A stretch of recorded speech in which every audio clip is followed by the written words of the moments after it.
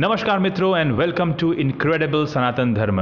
ये चैनल का उद्देश्य है कि हम हमारे सनातन धर्म से जुड़े हुए सारे के सारे फैक्ट्स आपके सामने लाएं, कुछ ऐसी कहानियाँ जो अनसुनी हों, जिनके बारे में कई लोग नहीं जानते।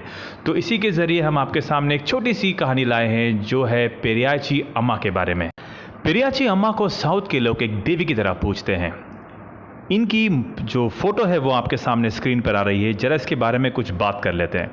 आप देख सकते हैं किस तरह से इन्होंने एक महिला का पेट फाड़ा हुआ है और उसकी जो आंतें हैं वो अपने मुंह में चबा रही हैं।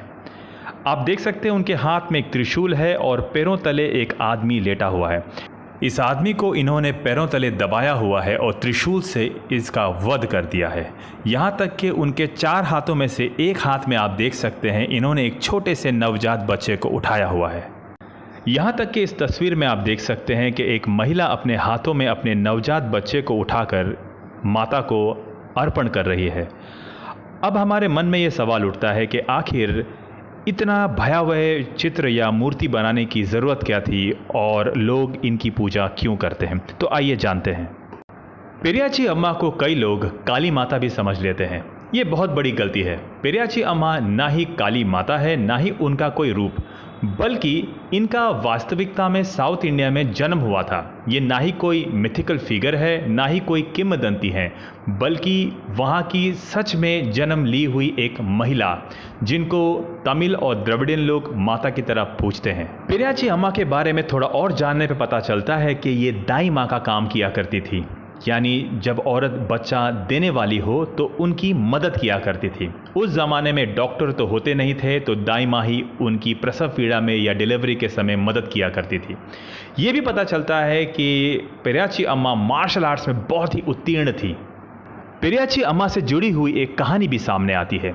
एक समय की बात है जब एक राजा वल्लालन अपना सारा राजपाट खो बैठा था और जंगलों में छुपा बैठा था।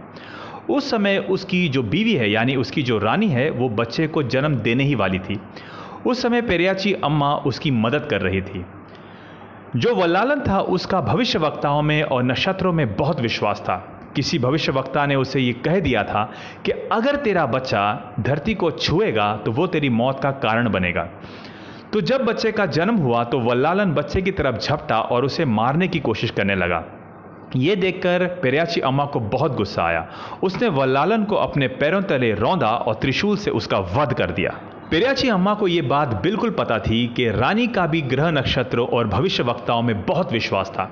उसे लगा अब ये बच्चा इसके पास भी सुरक्षित नहीं रहेगा।